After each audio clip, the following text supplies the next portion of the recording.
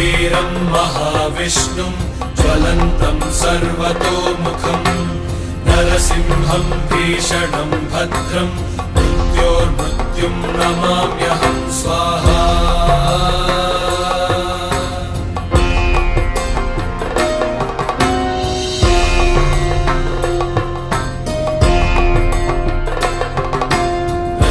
कवचं वक्ष्ये प्रह्लादेनोदितं पुरा सर्वरक्षाकरं पुण्यं सर्वोपद्रवनाशनं स्वाहा।